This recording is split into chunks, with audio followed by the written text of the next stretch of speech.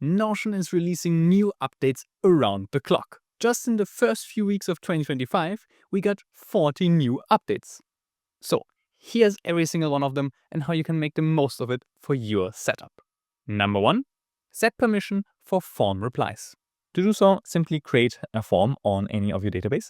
And then, as you see, in Share Form, you have now the option to change the access to submissions.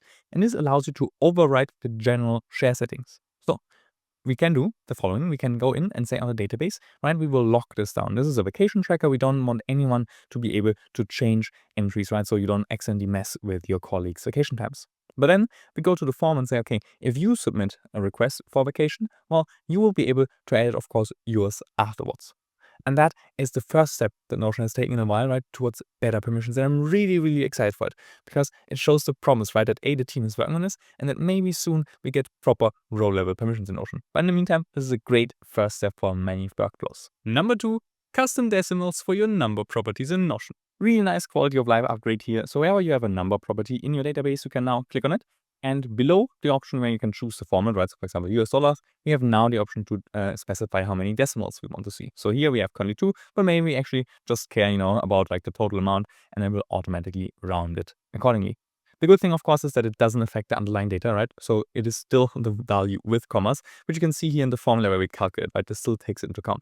But for formulas, we can do the same, right? Since if the output is a number property, also here we can finally, round directly on the property rather than having to do this awkward workaround with rounding in Notion formulas directly.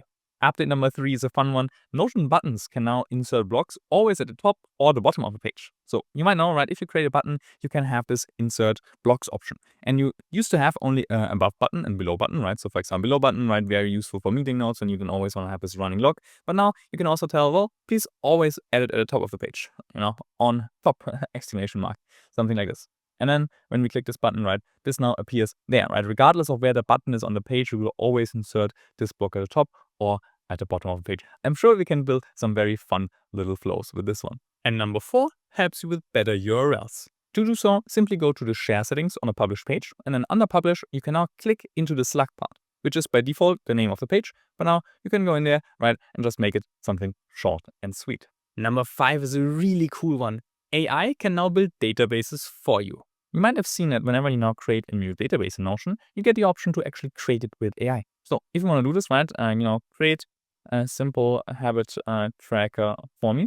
What will happen is Notion AI will try to figure out, okay, what properties should go on a database like this, what views make sense here, and what is a layout that we can use on this database.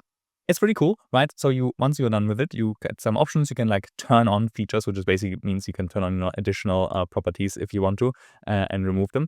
You can also prompt it to make some changes and you can accept it. And once that happens, you get the database, right, with the properties. It automatically also picks emojis for them or icons, which I love, right? Clear visual identity is super important.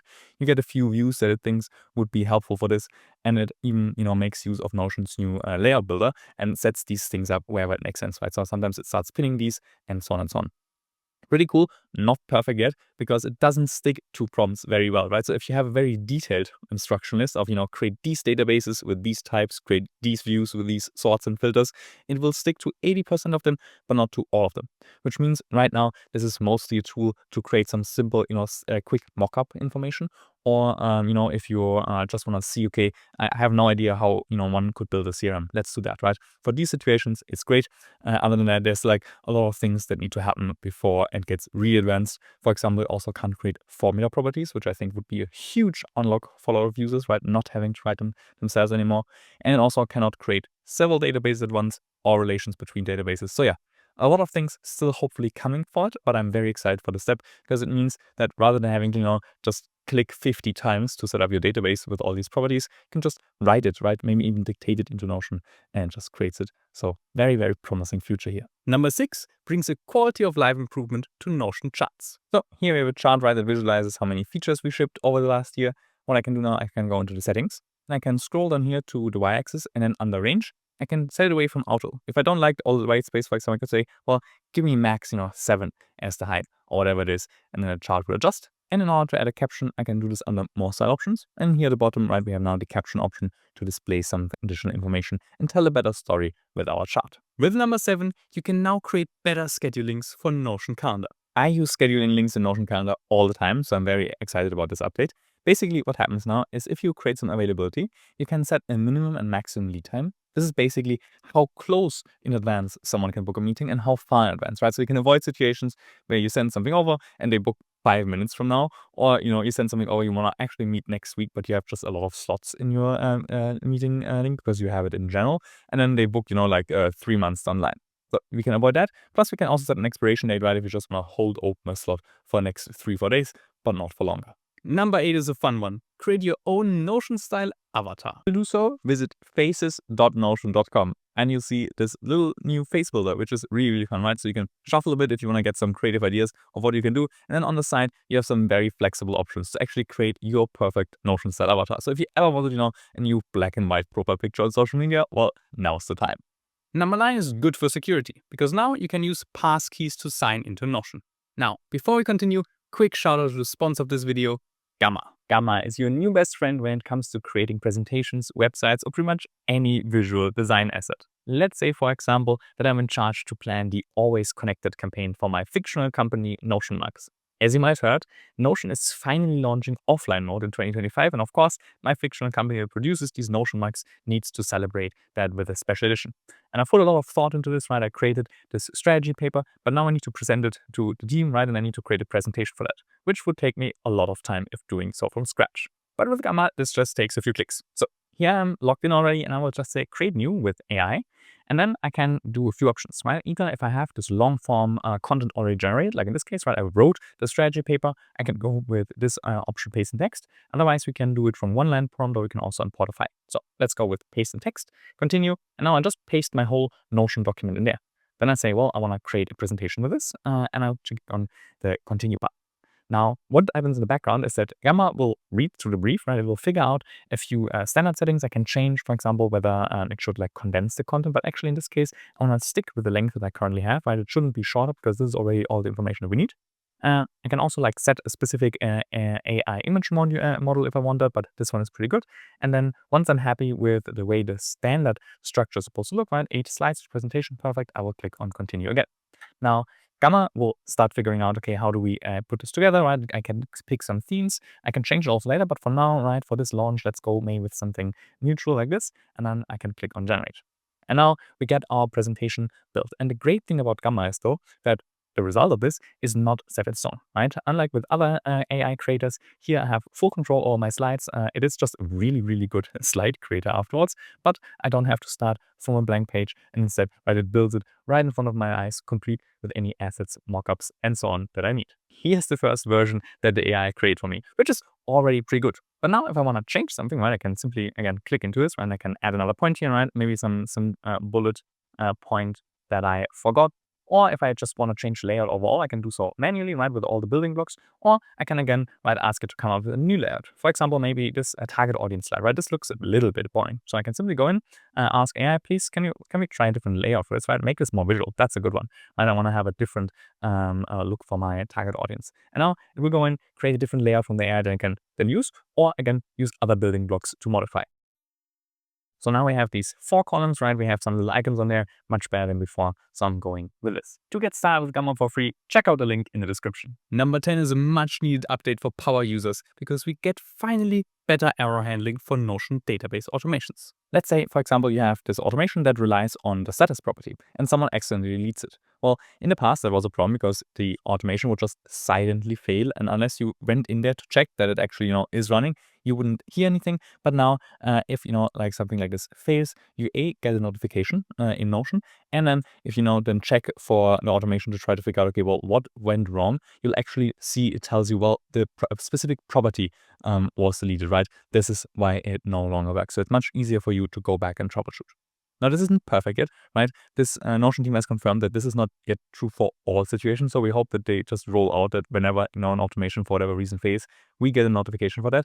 And ideally take it also one step further to allow us to add proper error handling to this. right? That's what Notion automations is still holding them a bit back compared to, really robust tools like make.com or relay.app, because there we can often decide what's supposed to happen when an error occurs, right? We might be able to go down a whole different route in our automation in these situations, because oftentimes these, errors can happen, particularly when it comes to data validation, users putting things in differently than you expect. So getting more robust options there is important, and this is a first step in the right direction.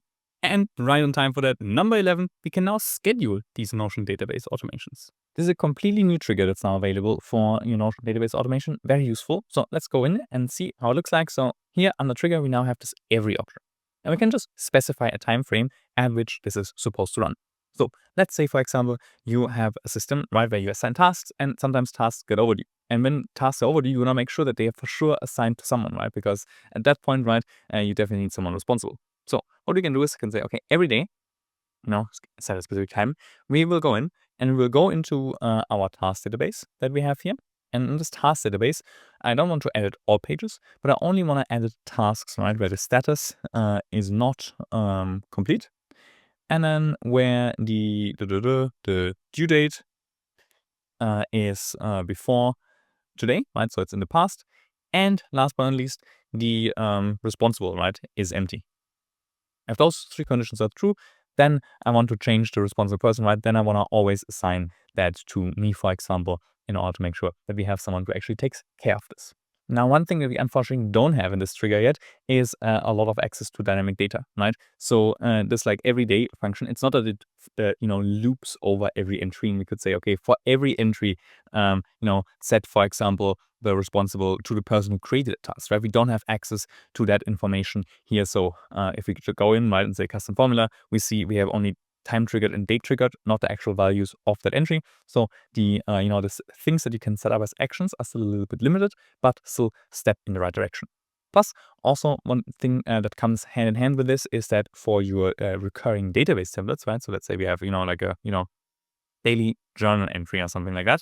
And then you want to repeat every day, right? You know the drill probably for this. You go in here on the three dots and say repeat. And now what you can do is if you set any repeat, you can also say stop repeating, right? So it gives you a little bit of an option to set after a certain time, right? Set out your ending, sorry, not stop repeating. Set your ending time to say, okay, after 17 runs of this, I don't want to repeat it anymore. Bit more flexibility rather than having it run infinitely. And this, of course, is also true, right, on your database automation. Same option available as there if you say this every X days or weeks. Number 12 gets us a better layout for lists. So this is a small but very welcome update. Usually, list views are very minimal, right? You pick a list view or a table view because you don't want to display a lot of information. But in some situations, you still want to show some elements, right? So this is probably even too much for this, but just to show you the example, we have now much better spacing around these elements, right? It used to be that no matter like the second you add a few properties here, like list views start to get truncated and they cut off elements. Now everything has a bit more padding around it. So again, as long as you don't overdo it now, you'll have a much cleaner look for your list view. And with number 13, we can finally disable sub-items without breaking the whole system. When I saw this, I got really excited because it's been a big issue with Notion subtasks for a while now. Basically, if you go to customize tasks, right, and turn on sub-items on your database, what Notion does on the back end is it creates a series of two new properties on it. A parent item and a sub-item. It's a relation to the database itself. So when you then, open this toggle, right, and you create, like one sub-item, the way it handles it is that for the sub-item, it actually gives them, fills out the parent item with the other database. Now, sub-items means that your views always look a little bit different, right? Because you always have then this toggle at the front, and depending on the type of view, right, you see some other information. So sometimes you just don't want to see them. Although that used to be a problem because when you then go back to customize tasks, right, and then go to your sub-item settings, for a long time, you basically only had these two options, right? You could show only the parents, or you could show a flattened list, but you could just not show, like everything in this, right, just without this little thing, right? If you just want to see, well, what are the items in this list, right, without any hierarchy, that wasn't possible. The only way to achieve this was to turn off sub-items, which would delete the two properties that do the relations, and that means you would lose your data, right? If you would turn sub-items back on, none of the relations would exist. Again, big issue, but now thanks to the fact that we can just disable sub-items on a view and then have everything, in order like this is really, really useful, and means that there will be a lot less situations where people run into issues where they accidentally change some settings because they're looking to display things differently, and by incident, delete their data. Update number 14 allows Notion to answer questions about your GitHub stuff. GitHub is the latest in a series of AI connectors that Notion is releasing, which basically allow Notion AI to not just answer questions based on the information that you have in your workspace, but also on the information that you have in other tools. You already have Slack and your Google account, and now GitHub. To do so, simply open the Notion AI bubble and then click on the 3 dots. And here you see you can now connect Slack, Google Drive, or GitHub to then have that be queried whenever you ask a question. And then, of course, in Notion AI, when you do so, you can also specify where it should actually search in, right? So you can say only search Slack, only search XYZ, which makes it really, really easy to retrieve specific information based on where that was actually documented. So, did you catch them all? If you're looking for more Notion tips, well, don't worry, I've got you covered. I just recently released my big must-know Notion tips for 2025 roundup video. It has more than 100 tips in it. Pretty insane. I think that's the biggest collection of Notion tips that I've ever seen on YouTube. Just click here and I will see you in a second.